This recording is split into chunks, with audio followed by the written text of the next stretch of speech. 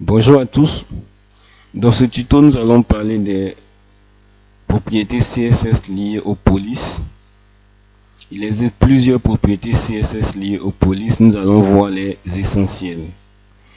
Alors, la première propriété que nous allons voir, c'est la propriété font, qui est un condensé de tout ce qui est propriété liée aux polices. Cette écriture ou cette notation s'appelle le shorthand. Alors, voyons à présent. Voici la page initiale que nous avons et nous voulons appliquer une propriété. La propriété font a plusieurs valeurs. Donc font, deux points. Mais on va l'appliquer sur quoi? On va l'appliquer sur nos balises P. Donc je vais l'appliquer sur les sélecteurs P. Donc j'écris P.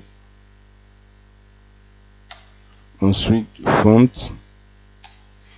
Et si nous voulons utiliser les mêmes propriétés qui sont là, on aura par exemple italique, ok, le font style, le font way en bold. Ensuite, on aura la taille de la police en 1 EM, l'interligne par exemple, ok, 1,50 EM. Et puis, enfin, le font family, on va prendre cursive et on enregistre. Donc, on va voir la différence. Qu'est-ce qu'on va obtenir? Donc, avec la propriété font qu'on vient d'appliquer, par exemple, ça permet de modifier tout ça. Donc, on a permis de modifier la taille.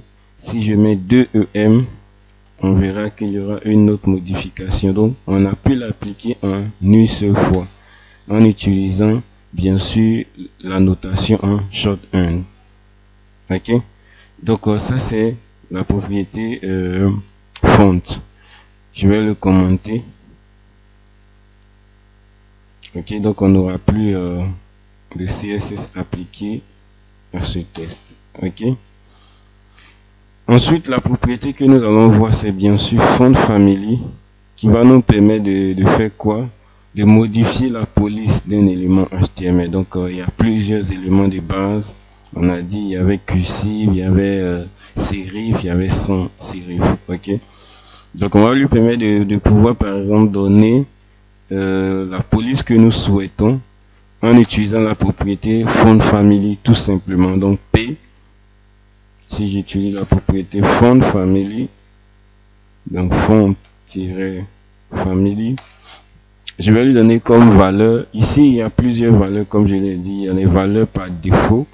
Il y a serif, il y a sans serif, il y a cursive. Mais on peut aussi créer nos polices, nos fonts personnalisés. Je vous avais montré ça dans le tuto sur la police. Donc, vous pouvez regarder la vidéo passée sur les polices. Ok.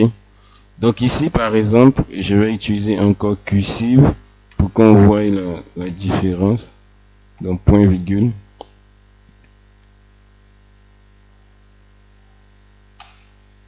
Donc vous voyez, font family m'a permis de faire quoi? De changer la police. Ok.